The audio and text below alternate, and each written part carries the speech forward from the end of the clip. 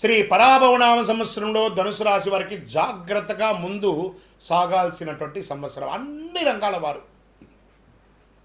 First మీ ఆరోగ్యాన్ని జాగ్రత్తగా చూసుకోండి. ఫస్ట్ వాహనం నడిపేటప్పుడు జాగ్రత్త. ఎందుకు గురుగారు కొత్త సంవత్సరంలో పంచాంగ శ్రవణం విని జాతకం తెలుసుకుంటే, అవును కదా అర్ధాష్టమ శని నడుస్తుంది కదా, కాస్త జాగ్రత్తగా ఉండాల్సిందే కదా.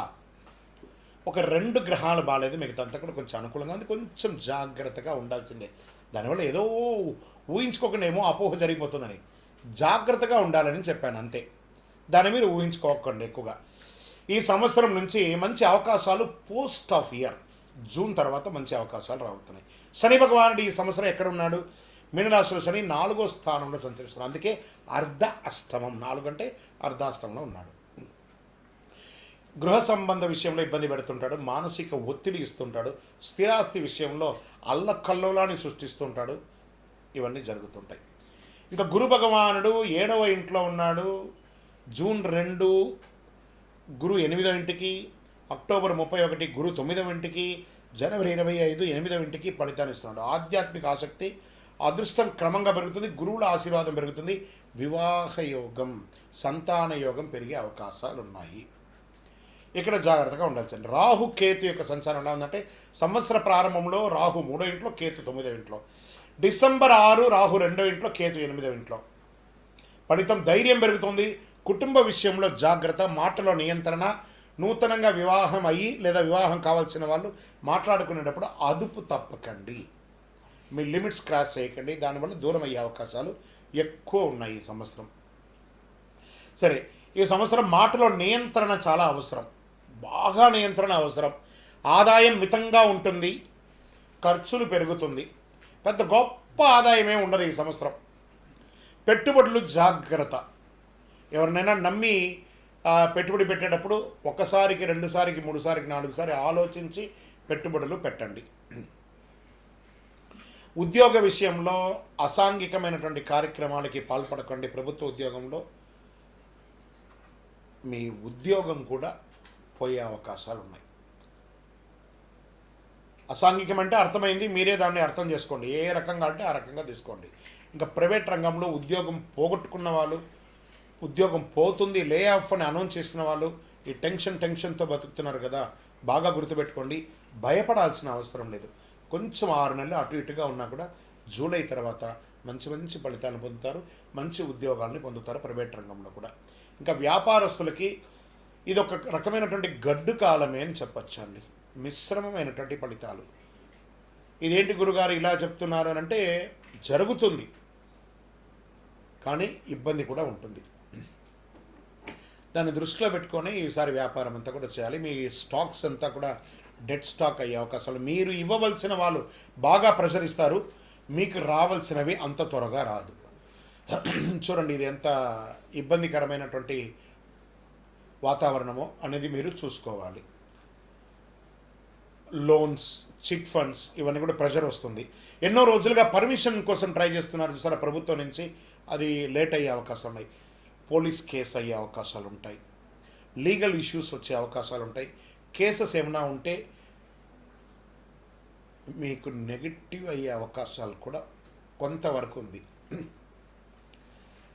కాబట్టి ధనుసు రాశి మిత్రులారా కొంచెం ఈ సంవత్సరం జాగ్రత్తగా ఉండండి, జాగ్రత్తగా ఉండండి అంతే. ఉండడం చాలా మంచిది అని కూడా చెప్పడం జరుగుతుంది. షూరిటీ సంతకాలు ఎవరికి పెట్టకండి. మీ స్కూటర్ కానీ మీ కారు కానీ ఎవరికి ఇవ్వకండి. ఇతరులు వాడి దానివల్ల వచ్చే లీగల్ ఇష్యూస్ కూడా మీరు భరించే అవకాశాలు ఎక్కువ ఉన్నాయి, అది కూడా జాగ్రత్తగా ఉండండి. ఇంకా ఆరోగ్యానికి వచ్చేటప్పటికీ నడుము నొప్పి, కడుపులో సమస్య, కంటికి సంబంధించినది, ఆహార నియమాలు, ఈ రోడ్ సైడ్ ఫుడ్ అంతా కాస్త జాగ్రత్తగా అవాయిడ్ చేయండి. ఎంత వీలుంటే ఫుడ్ని కంట్రోల్ చేయండి, అంత బాగుంటారు. వ్యవసాయదారులకి మిశ్రమ ఫలితాలు ఉన్నాయి. ఇంకా సర్వీస్ సెక్టార్లో ఉన్న వాళ్ళకి కొంచెం ఇది మిశ్రమంగానే ఉంటుంది. సర్వీస్ సెక్టార్లో కళాకారులకు కూడా మిశ్రమమే అని చెప్పచ్చు. ఇంకా మీడియా రంగం వారికి కాస్త ఊరట, గొప్పగా లేదు, ఊరట మాత్రమే. స్పోర్ట్స్ రంగం వాళ్ళు కొంచెం రాణించే అవకాశాలు కనబడుతున్నాయి ఈ సంవత్సరం. ఇదంతా కూడా జూన్ తర్వాత అన్నీ మారుతాయి, మీరు టైం ఎక్కడెక్కలేదు. విదేశాలకి వెళ్ళాలనుకున్న వాళ్ళకి ఎప్పటికీ మా వీసా రిజెక్ట్ అవుతూ ఉందండి, జూన్ తర్వాత అప్లై చేయండి బాగుంటుంది. అక్కడి నుంచి ఎక్కడికి రావాలా, ఇబ్బంది పడకుండా ఉంటుంది. అక్కడ ఉద్యోగాలు లేకుండా మా మా వీసాలన్నీ బ్లాక్ అయిందండి, మాకు ఉద్యోగాలు లేకుండా అన్నీ జూన్ తర్వాత బాగుంటాయి. జూన్ వరకు గట్టిగా స్ట్రాంగ్గా ఉండాల్సిందే మీరు, అంతే. ఇంకా విద్యార్థులు ఇప్పుడు పరీక్షా సమయం కాబట్టి చాలా జాగ్రత్తగా చదవండి. నెక్ ద మినిట్ మీరు గెలుస్తారు, కానీ చాలా కష్టపడి గెలవాల్సిన పరిస్థితి. ఇంకా నక్షత్ర వారిగా ఎలా ఉందంటే, మూలా నక్షత్ర వారికి జీవితంలో మార్పులు, ధైర్యం అవసరం, ఆధ్యాత్మిక ఆసక్తి పెరుగుతుంది.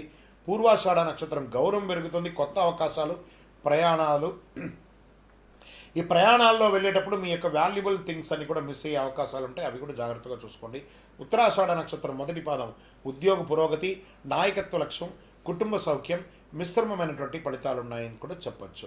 అదృష్ట సంఖ్యలు 3, 6, 9. అదృష్ట రోజులు గురువారం మరియు ఆదివారం. అదృష్ట రంగులు పసుపు మరియు నారింజ. పరిహారాలు ఏం చేయాలి? గురువారం గురు పూజ చేయండి. శని భగవానునికి అర్ధాష్టమ శని వచ్చింది కదా, దేహి మే బుద్ధి వైశిష్ట్యం, దేహి మే నిత్య యవ్వనం, దేహి మే పరమానందం, దేవదేవ శనైశ్వర దేవదేవ జగత్పతే అని శని భగవానునికి ప్రతిరోజు 19 ప్రదక్షిణాలు చేయండి, ఒక 48 రోజులు. ఉగాది నుంచే ప్రారంభించాను, 48 రోజులు వదలకుండా 19 ప్రదక్షిణాలు చేయండి.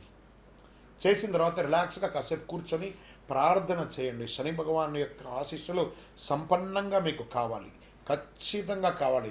దత్తాత్రేయ స్వామి వారి ఆరాధన చేయండి, పసుపు దానం ఇవ్వండి, ఆవులకి ఆకుకూరలు అవన్నీ పెట్టండి. ఇంకనూ సకల దోషాలు తొలగి ఆనందంగా ఉండడానికి మీ ఇళ్ళవేలుపు ఇష్టదైవం కులదైవ దేవాలయానికి వెళ్ళి ఒక మట్టి మూకుడు పెట్టి నల్ల నువ్వులతో ఒక నల్ల క్లాత్లో ఉండ చుట్టి అందులో నల్ల నువ్వులు వేసి ఒక మూటలాగా చేసి మట్టి ముక్కులో పెట్టి నువ్వుల నూనె వేసి దీపం వెలిగించండి.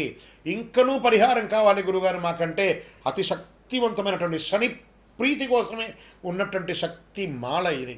ఈ కరుంగాలి మాల 48 రోజులు పూజ చేసి సుదర్శన చండీ సుబ్రహ్మణ్య భుజంగ పారాయణాలన్నీ చేసి మీకోసం అందించడానికి సిద్ధంగా ఉంది. ఈ మాల వేసుకోండి, దోషాలు తొలగుతుంది, అవాంతరాలన్నీ తొలగుతాయి, ఆరోగ్యంగా ఉంటారు, ఐశ్వర్యంగా ఉంటారు.